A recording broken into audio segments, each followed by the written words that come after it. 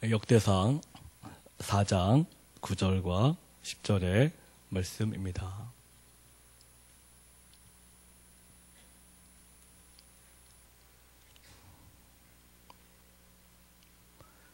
우리 다 같이 우리 한 목소리로 우리 받들어서 봉독하겠습니다. 야베스는 그의 형제보다 귀중한 자라. 그의 어미가 이름하여 이르되 야베스라 하였으니 이는 내가 수고로이 낳았다 함이었더라.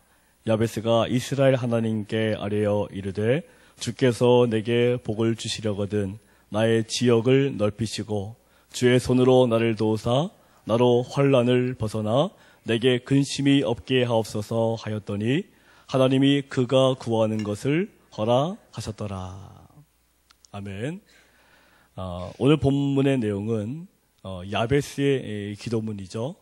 우리가 참 잘 아는 그런 유명한 구절입니다. 많은 집에 이 야베스의 기도 선구액자가 걸려 있을 정도로 우리는 이 야베스의 기도를 굉장히 부러워하죠. 하지만 이 야베스의 기도문을 바라볼 때 오히려 하나님을 향하여 이 불만과 불평을 토로하는 경우도 많습니다. 왜 야베스는 되는데 나는 왜 안 되는가? 나도 날마다 새벽을 깨우고 수요일도 오고 열심히 기도하고 열심히 하나님을 높이고 있는데 왜 야베스는 그 구하는 모든 것을 다 주께서 허락하셨는데 왜 나는 내가 간구하는 그런 모든 기도의 제목들을 왜 하나님께서 왜 들어주시지 않는가? 라는 그런 그 불평과 불만 때문에 새벽 기도도 잘 다니시다가 새벽 기도 포기하신 분들도 봤고요. 또 예배 생활도 교회 생활도 열심히 잘 하시다가 교회도 포기하는 분들도 봤습니다. 내가 이렇게 열심히 했는데 내가 이렇게 열심히 다해서 헌신하고 기도했는데 왜 도대체 왜 나는 안 되는 것일까? 하나님은 안 계신 것이 아닌가? 이런 것들로 교회를 떠나시는 분들도 종종 많이 있습니다. 오늘 왜 야베스는 되는데 나는 왜 안 되는가? 라는 그 원인에 대해서 성령께서 함께 하심을 통해서 깨달아가는 그런 시간이 되어지기를 바랍니다. 역대상 4장 1절부터 보시면은요, 많은 이름들이 나오고 있습니다. 그런데 쭉 보시면 전부 다 이름만 나오고 있어요. 그런데 이 야베스에 대해서는 특별한 것을 언급했습니다. 뭐라고 나와 있습니까? 9절 말씀 보시니까 야베스는 그의 형제보다 귀중한 자라. 이렇게 야베스에 대해서 특별히 언급하고 있습니다. 다른 사람들은 전부 다 이름만 나오고 있는데 이 야베스에 대해서만 왜 하나님께서 특별히 이 역대상 4장 가운데 야베스만 특별히 빼내서 야베스는 그의 형제보다 귀중한 자라. 이 말씀을 왜 야베스에게만 붙였겠습니까? 이 야베스는 그 형제들보다 귀중한 자라는 거죠. 그렇다면 누가 귀중하다고 인정하는 것입니까? 바로 하나님께서 인정하신 것이고요. 그 당시 사람들이 인정한 것입니다. 하나님만이 인정한 것이 아니라 세상이 함께 인정해야 진정으로 귀중하다라는 인정을 받게 되는 것입니다. 내가 아무리 교회 내에서 좋은 소리를 듣고 교회 내에서 많이 헌신을 한다 하더라도 세상에 나가면 손가락질 받고 세상에 나가면 비판받고 세상에 나가면 꼼짝도 못하는 그런 우리 인생이라면 그럼 참으로 안타까운 인생이 될 수밖에 없습니다. 그래서 어떤 분들을 보면은 교회에 와서만 큰 소리 치는 분들이 있습니다. 그래서 밖에 나가서 삶의 모습을 보면 엉터리 같은 삶을 사시는 분들 굉장히 많거든요. 우리는 세상을 따라가면 안 되지만 세상을 본받으면 안 되지만 세상으로부터 구별된 자다운 모습을 보여야 되는 것입니다. 교회 내에서의 신앙생활이 중요한 것이 아니라 이 교회를 벗어난 상태에서 내가 서 있는 그 세상이란 자리에서 내가 하나님을 믿는 사람으로 어떠한 모습을 보이는가가 굉장히 중요하다는 거죠. 지금도 세상 사람들이 교회들을 향하여 야유를 퍼붓고 있는 이유는 교회가 세상으로부터 이 구별된 자다운 모습을 보여주지 못하기 때문입니다. 세상은 우리 교회들을 향해서 이기주의에 빠져 있다 이렇게 얘기를 합니다. 더 이상 교회를 통하여 감동을 느끼기가 힘들다고 말을 합니다. 그러나 이것은 그만큼 교회에 대한 기대가 크기 때문에 그런 말들도 하는 것입니다. 어떤 분들은 교회를 다니면서도 교회를 비판하는 분들이 있습니다. 한국교회가 썩었다. 한국교회가 문제가 많다. 교회를 안 다니는 세상 사람들이 교회를 비판하는 것은 이해할 수 있지만 교회를 다니는 사람들이 교회를 비판하는 것은 그것은 문제가 있는 것입니다. 왜 그런 줄 아십니까? 교회라는 것의 정의를 모르는 분들이기 때문입니다. 교회가 무엇입니까? 교회는 우리가 여기 서 있는 이 광주 동산교회 건물이 교회가 아닙니다. 교회의 정의가 뭔지 아십니까? 교회는 믿는 사람들의 무리입니다. 하나님을 믿는 사람들의 공동체가 바로 교회라는 거죠. 우리 목사님 요즘 여호수아 강의하시면서 아간에 대해서 말씀을 하시지 않았습니까? 이스라엘 백성들이 아이성 전투에서 왜 패배당했습니까? 다 하나님의 말씀을 따랐는데 그 공동체 중에서 한 명의 아간이라는 사람 때문에 아이성에서 처참한 패배를 당한 것입니다. 다시 말하면 하나님은 이 교회에 대해서 책임을 물으실 때 어떠한 사람들이 문제가 있으니까 그 사람이 책임이다, 그 사람이 문제다 하면서 그 사람을 향하여 지적하시는 것이 아니라 우리 모든 공동체에게 동일한 책임을 물리고 계시는 것입니다. 우리 크리스찬 전체가 교회라는 것입니다. 그래서 저기 멀리 있는 부산에 있는 교회에 어떤 성도가 잘못을 해도 인터넷 댓글을 보십시오. 뭐라고 합니까? 그 교회 그 성도를 향해서 잘못했다는 화살을 날리는 게 아니라 전혀 상관이 없는 우리들에게도 역시 기독교인들은 안 돼 이렇게 화살을 날리고 있지 않습니까? 나는 아무런 잘못을 한 것이 없는데 저기 밑에 있는 저기 부산 저기 어디 지방에서 그 잘못을 했는데도 여기 우리 경기도 광주에 있는 우리가 마찬가지 비판을 받고 마찬가지 욕을 들어먹는 이유는 우리 모든 크리스찬들은 전부 다 한 배를 탔기 때문입니다. 그래서 우리가 교회 공동체 생활을 하면서 어떤 특정한 사람을 향해서 손가락질을 한다는 것은 결국은 나 자신의 얼굴에 침 뱉는 것과 똑같은 것입니다. 창세기 말씀을 보시면은 아담과 하와의 가장 큰 문제가 무엇입니까? 왜 선악과를 따먹었는지 얘기했을 때 전부 다 무슨 일을 했죠? 전부 다 책임을 전가했죠. 아담은 하나님이 내게 주신 그 여자가 나로 이 열매를 따먹게 했으므로 이 책임이 저 여자에게 있습니다. 여자는 저 뱀 때문에 그랬습니다. 다 책임 전가하죠. 하나님께서 분노하셨던 이유가 무엇입니까? 책임 전가 때문에 하나님은 아담과 하와에게 분노하셨던 것입니다.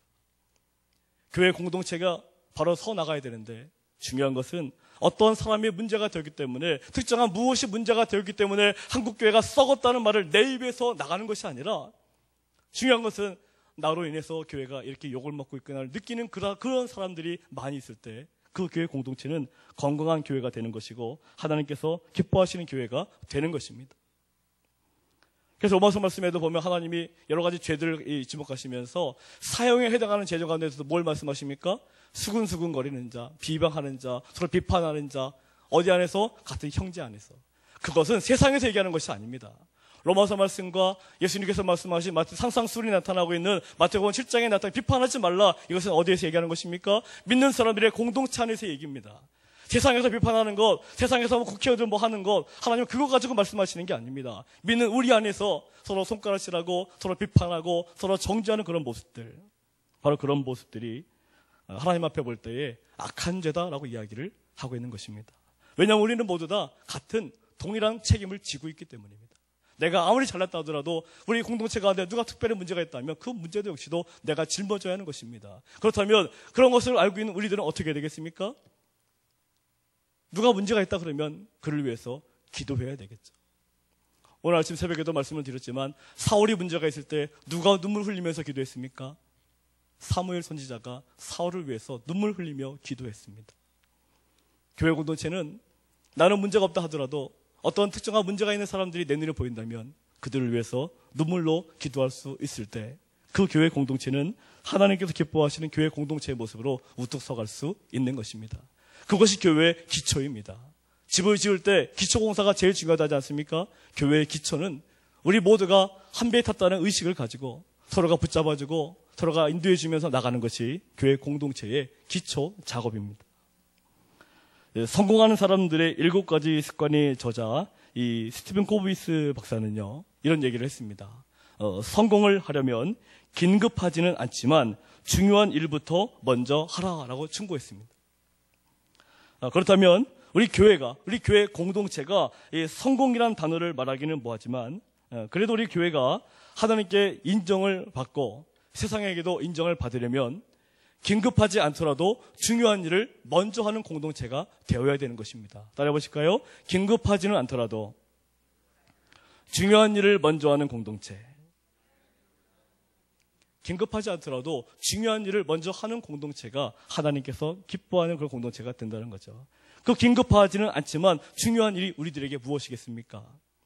바로 하나님의 뜻을 우리 교회 공동체를 통해서 실현하는 것입니다. 우리끼리 아웅다웅 하면서 먹고 마시고 즐기는 것으로 끝나는 것이 아니라 우리 교회 공동체를 통해서 하나님의 뜻을 이루어가기 위해서 최선을 다해서 노력하는 자세입니다. 우리는 하나님의 뜻대로 살기 위해서 몸부림쳐야 합니다. 하나님께서 기뻐하시는 대로 살려고 몸부림을 치면 세상은 자동적으로 우리를 인정하게 되어 있습니다. 지금 왜 세상이 우리 교회들을 다 욕하고 있습니까? 그것은 우리 교회들이 몸부림치고 있지 않기 때문에, 하나님께서 원하신 그 뜻을 향하여 우리가 몸부림치고 있지 않기 때문에 세상은 우리를 향하여 손가락질을 하는 것입니다. 오늘 본문의 이 야베스는요, 하나님의 뜻대로 살기 위해서 몸부림친 사람입니다. 10절 말씀을 보시면 야베스가 이스라엘 하나님께 아뢰어라고 나와 있죠. 여기서 이 아뢰어라는 단어에 한번 동그라미를 한번 쳐보십시오. 이 아뢰어라는 이 단어는요, 크게 소리를 지르다, 간절히 호소하다, 부르짖다, 또 어떠한 상황 속에서도 하나님의 함께하심을 인정하다라는 뜻을 가진 이 히브리어 카라라는 단어를 사용하고 있습니다. 이 카라라는 이 단어가 여기만 나오는 것이 아니라 예레미야 33장 3절에 똑같이 나오는데요. 한번 찾아보시겠습니다. 예레미야 33장 1절부터 3절입니다. 구약성경 1105페이지. 예레미야 33장 1절부터 3절까지의 말씀입니다.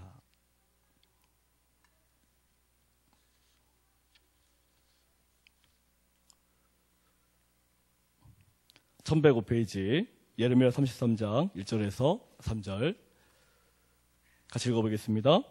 예레미야가 아직 시위대 뜰에 갇혀 있을 때에 여호와의 말씀이 그에게 두 번째로 임하니라. 이르시되 이 일을 행하시는 여호와, 그것을 만들며 성취하시는 여호와, 그의 이름을 여호와라 하는 이가 이와 같이 이르시도다. 너는 내게 부르짖으라. 내가 내게 응답하겠고 내가 알지 못하는 크고 은밀한 일을 내게 보이리라. 우리가 너무나 잘 아시는 말씀이죠. 여기에서 3절에 부르짖으라 표현 나오시죠. 이것이 아까 우리가 본문에서 봤던 아뢰어 단어랑 똑같은 히브리어 카라라는 단어를 사용하고 있는데 한글 번역에서는 이렇게 번역을 하고 있습니다. 야베스 기도문의 아뢰어와 여기에 부르짖다는 단어는 동일한 단어를 사용하고 있는 것입니다. 그런데 이 예레미야 33장에 나타나고 있는 너는 내게 부르짖으라, 그리하면 내가 내게 응답하겠고, 이렇게 말씀하고 계시는데 이 말씀이 많이 붙여있는 곳이 기도원이죠. 기도원에 가시면 이 굵기가 많이 붙여 있습니다. 그래서 뭐라고 얘기합니까? 소리를 막 질러 가죠. 소리를 열심히 지르고 있는 힘껏 질러야 하나님 응답하신다, 이런 얘기를 하고 있는 기도원들도 종종 있습니다. 근데 그것은 본문을 제대로 연구하지 못한 그런 잘못된 그런 번역이죠. 해석인 거죠. 여기서 이 부르짖다라는 단어를 제대로 이해하시려면 1절부터의 표현들을 잘 보셔야 됩니다. 1절 말씀 보시니까 지금 예레미야가 어디에 갇혀 있다라고 되어 있습니까? 시위대 뜰에 갇혀 있다라고 되어 있죠. 이 시위대 뜰이라고 하는 것은 감옥입니다. 예레미야는 지금 언제 죽을지 알 수가 없는 그런 죽음을 임박해둔 그런 사형수나 다름없는 그런 사람이었거든요. 그래서 시위대 뜰에 갇혀 있어서 죽음을 지금 기다리고 있는 상태입니다. 근데 죽음을 지금 기다리고 있는 상태고 간수가 밖에서 지키고 있지 않습니까? 이 상황 속에서 하나님이 예레미야에게 야, 너 거기서 소리 질러라. 있는 이거 소리 지르면 내가 너에게 응답할게. 우리 하나님이 그런 하나님이시겠습니까? 이 단어를 제가 전에도 이 본문을 가지고 설교했던 적이 있습니다. 기억이 나실지 모르시겠는데, 그래서 하나님은 이 본문 속에서 이렇게 말씀하신 것은 이 카라라는 단어 뜻을 보면은 있는 그대로 부르짖다는 말도 있지만 제가 좀 전에 말씀드린 대로 어떤 뜻도 있다고 그랬습니까? 어떤 상황과 환경 속에서도 하나님이 함께 하심을 믿는다는 거죠. 지금 예레미야는 미래가 보이지 않습니다. 앞날이 캄캄합니다. 도무지 자기가 아무것도 할 수 없는 캄캄한 현실에 갇혀 있습니다. 그런데 그 상황 속에서도 하나님은 예레미야에게 무엇을 하라라고 선언하신 것입니까? 부르짖으라고 하신 것입니다. 이 부르짖다가 뭐라는 것입니까? 하나님께서 그 미래가 없고 희망이 없는 씀에도 불구하고 하나님께서 너와 함께 하심을 뭐하라? 인정하라는 것입니다. 내게 아무런 할 일이 없다, 나는 소망이 없다고 주저앉고 절망하고 포기하라는 것이 아니라 그 가운데서도 하나님이 함께 하심을 인정하라는 거죠. 특별히 어떤 하나님입니까? 2절 말씀에 이를 행하시는 여호와, 그것을 만들며 성취하시는 여호와라고 하셨습니다. 너 자신이 너를 바라볼 때는 희망도 없고 소망도 없고 절망밖에 보이지 않지만, 하지만 너를 만드신 것도 하나님이고 너의 인생을 책임지는 분도 하나님 아니시냐. 그러니까 하나님을 인정하라는 것입니다. 오늘 이 밤에 우리 성도님들 가운데 도무지 내게는 희망이 없어 보이고 도무지 내 삶 속에는 아무런 해답이 보이지 않는 그런 분들 계십니까? 그렇다면 이 부르짖다의 단어를 기억하십시오. 무엇이라고요? 지금도 하나님이 나와 함께 하심을 뭐하라? 인정하라. 누가 나를 죽이려고 달려들어도 누가 함께 하심을 인정하라? 하나님이 함께 하심을 인정하라.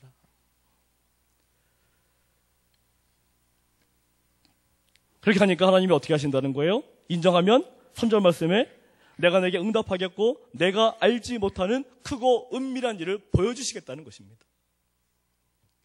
그런데 우리들은 어떻습니까? 소망이 없다. 이제 인생 끝이다. 이제 포기해야 되겠다 할 때는 기도도 안 돼. 아무것도 안 되지 않습니까? 하지만 하나님은 그런 모든 것들을 뛰어넘으시는 그런 하나님이심을 우리가 믿어야 됩니다.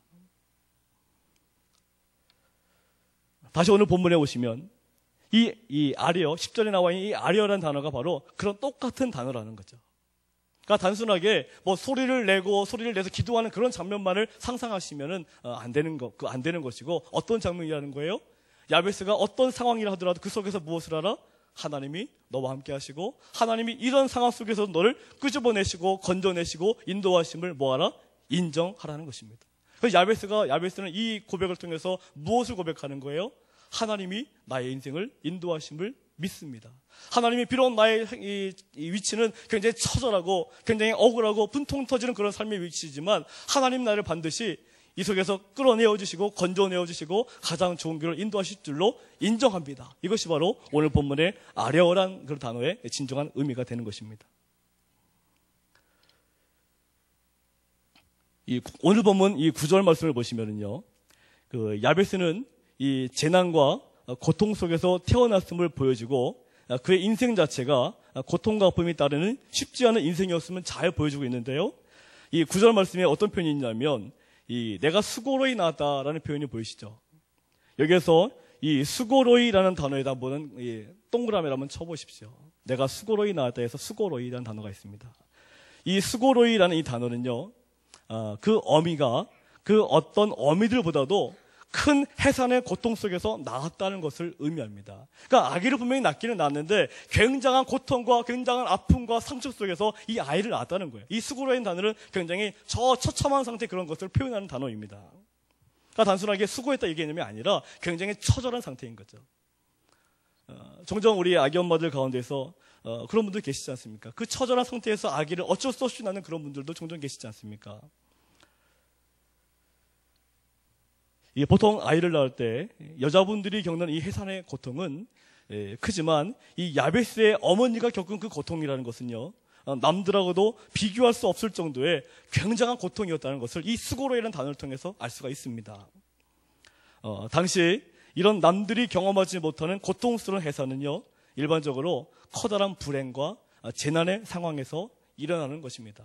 다시 말하면 집안이 뭔가 망했다든가 갑자기 집을 잃어버렸다든가 갑자기 집에 불이 났다든가 그런 상황 속에서 모든 것들을 전부 다 잃어버린 상황 속에서 아기를 낳았다는 그런 것들을 우리가 상상할 수가 있는 것입니다.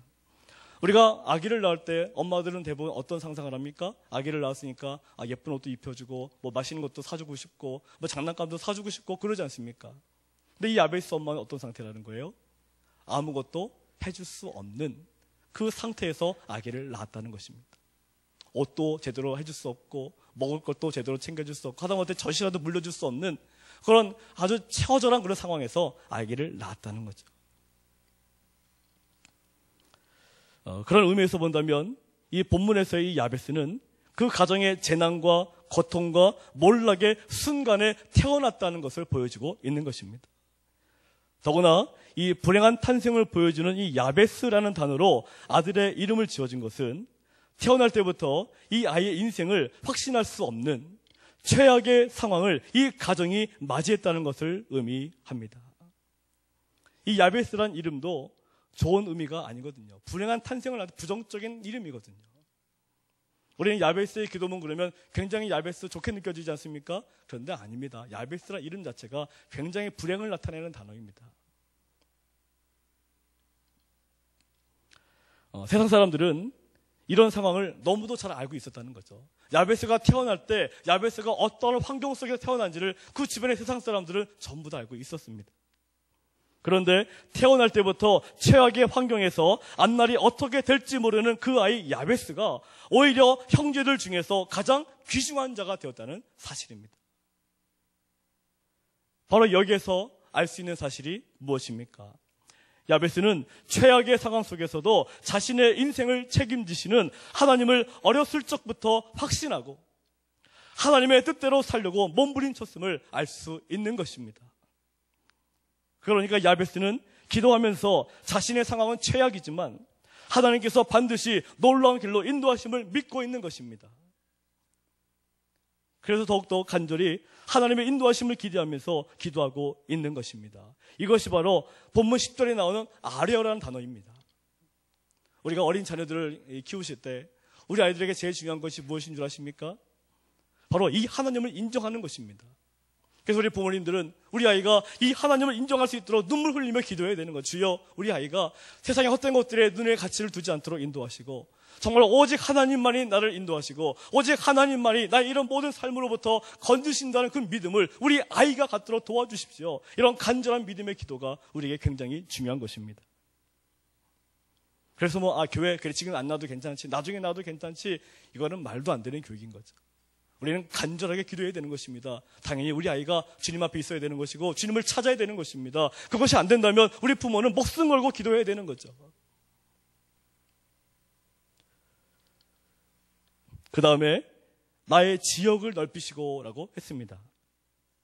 이 말은 단순히 야베스의 야망과 욕심 같은 것들이 노출된 것이 아닙니다. 야베스는 자신의 환경이 너무도 안 좋았죠. 그래서 그 환경에 좌절하면서 포기하면서 살 수도 있었습니다. 이 야베스의 환경을 주변 사람들이 전부 다 알고 있었기 때문에 야베스가 그렇게 살아도 주변 사람은 누구도 욕할 사람 아무도 없었다는 거죠. 왜냐하면 이렇게 힘든 거 다 아니까. 요즘도 그런 얘기 많이 하죠. 엊그제 신문 보니까 개천에서 용이 되었는데 다시 용에서 개천으로 떨어졌다, 그런 제목을 본 적이 있습니다. 전에 조선일보 어떤 기사 내용 보니까 이제는 더 이상 개천에서 용이 나오는 시대는 지났다는 그런 기사를 본 적이 있었거든요. 근데 엊그제 신문은 개천에서 용이 났는데 그 용도 결국은 개천으로 다시 떨어지더라, 이렇게 하고 있는 거죠. 그러니까 우리가 볼 때에도 개천에서 태어난 그런 환경들을 잘 알고 있지 않습니까? 이 야베스의 환경이 바로 개천에서 태어난 그런 환경이라는 거죠. 그러니까 주변 사람들은 전부 다 알고 있습니다. 그래서 야베스가 좌절한다 그래서 포기한다 그래서 누구도 손가락질하거나 욕하거나 이런 사람들은 아무도 없다는 거죠. 그러나 이 야베스는 그럼에도 불구하고 비록 자신이 이렇게 처절하게 살고 있지만 어렸을 적부터 남들처럼 좋은 옷도 입지도 못하고 좋은 그런 맛있는 것도 먹어보지도 못하고 좋은 집에서 살아보지도 못했지만 하나님께서 반드시 이런 모든 환경을 극복해 주시리라는 믿음의 확신을 가지고 어렸을 때부터 야베스는 간절히 기도하고 있는 것입니다. 나는 지금 이 정도로 비참한 모습이지만 하나님께서 이런 비참한 인생을 복된 인생으로 바꾸어 주기를 바라는 간절함의 표현입니다. 그리고 그럼에도 불구하고 이 야베스는 비참함에도 불구하고 하나님의 뜻대로 살고 싶었습니다. 따라해 보실까요? 그럼에도 불구하고 야베스는 하나님의 뜻대로 살고 싶었습니다. 그런 환경 속에도 불구하고 아무것도 가지고 있는 것이 없고 아무것도 내 뜻대로 되는 것이 아무것도 없지만 야베스는 그럼에도 불구하고 비록 처절하지만 눈물 나지만 고통스럽지만 피눈물이 나지만 하나님의 뜻대로 살고 싶어 했다는 것입니다. 또한 야베스는 확신했습니다.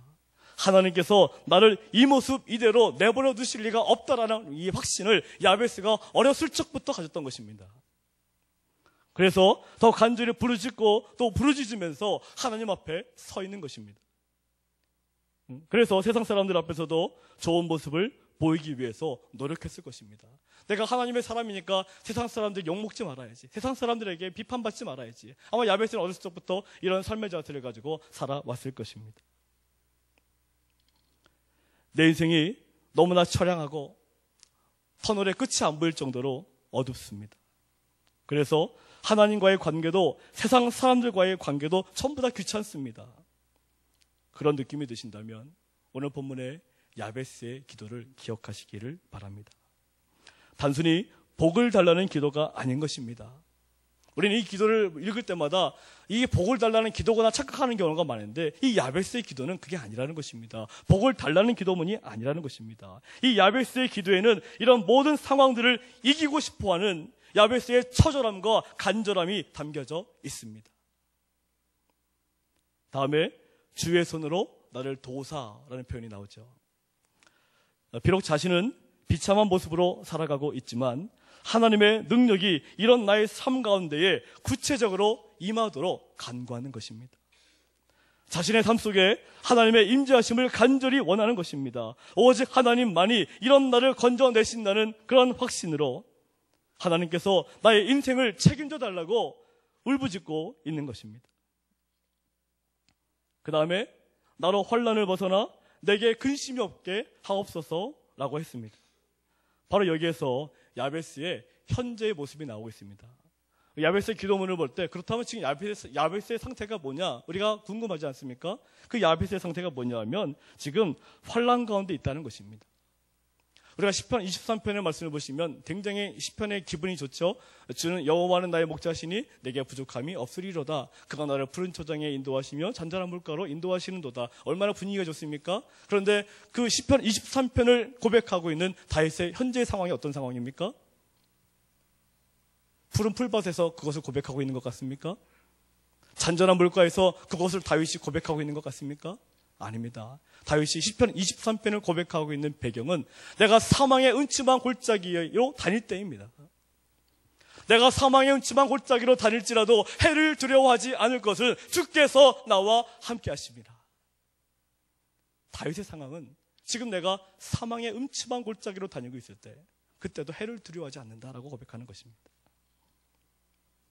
오늘 이 야베스는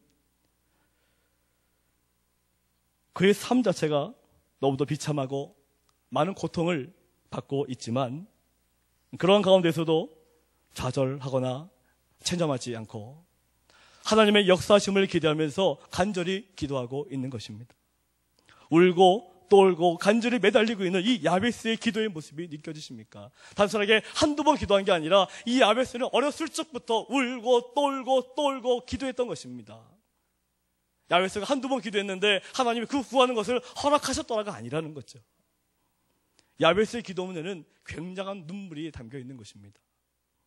시편 56편 8절 말씀에 나의 유리함을 주께서 계수하셨사오니 나의 눈물을 주의 병에 담으소서라고 했습니다. 하나님께서는 나의 눈물을 단 한 방울도 헛되이 보시지 않으신다는 거죠.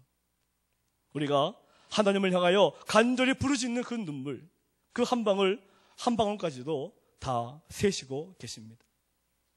또 우리 하나님 말씀하시죠. 원수를 네가 갚지 말고 원수 갚는 것을 다 내게 맡겨라. 내가 너희 원수를 다 갚아주리라 말씀하십니다. 억울하고 답답하고 분한 일이 있으면 하나님께 맡기시는 것입니다.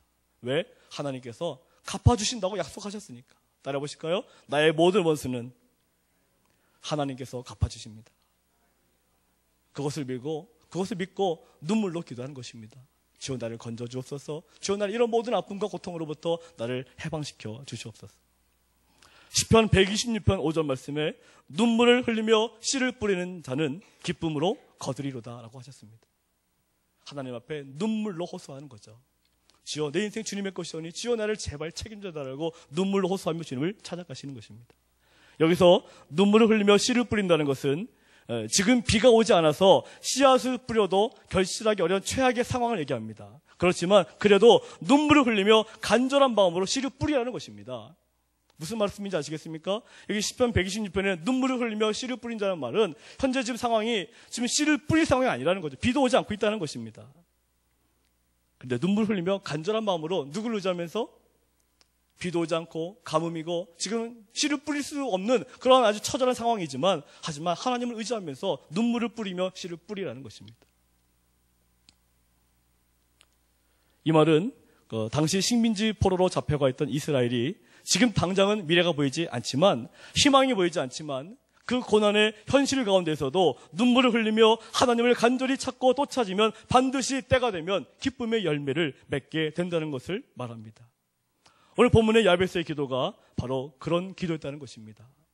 그래서 하나님께서 야베스의 그 구하는 것을 허락하셨다는 말씀입니다. 야베스의 기도가 주는 교훈은 어떠한 상황과 환경 속에서도 우리의 믿음을 가지고 간절히 기도하는 것이 문제의 해결책이며 축복의 지름길임을 가르치고 있고요. 기도의 정석을 보여주고 있는 것입니다. 그런데 더 중요한 것은 야베스가 귀중한 자로 누구와 누구 앞에? 하나님과 세상 앞에 인정을 받았다는 사실입니다. 기도만 열심히 한다는 것이 아니라 세상 사람들 앞에서도 본이 되는 모습으로 살았기에 가능했던 것입니다. 이것이 바로 믿음과 행함입니다. 우리는 간절한 믿음이 있어야 하고 하나님께서 원하시는 그 모습을 실천하기 위해서 몸부림치는 진정한 행함이 있어야 합니다. 오늘 수요 성령 집회에 오신 우리 모든 성도인들에게도 야베스와 동일한 은혜가 있기를 바랍니다. 하나님 앞에, 세상 앞에 귀중한 자로 인정받는 우리 모두가 되어서 내가 구하는 그 모든 것을 야베스와 같이 허락받는 우리 모두가 되기를 주님의 이름으로 축원합니다. 우리 아까 예배 전에 잠깐 했던 야베스의 기도 이 찬양을 다시 한번 해보겠습니다. 그러니까 이 찬양은 단순한 편안한 찬양이 아니라는 거죠. 그 야베스의 마음에는 절규, 그 부르짖음, 그 눈물이 이 야베스의 기도문에 그대로 담겨 있습니다.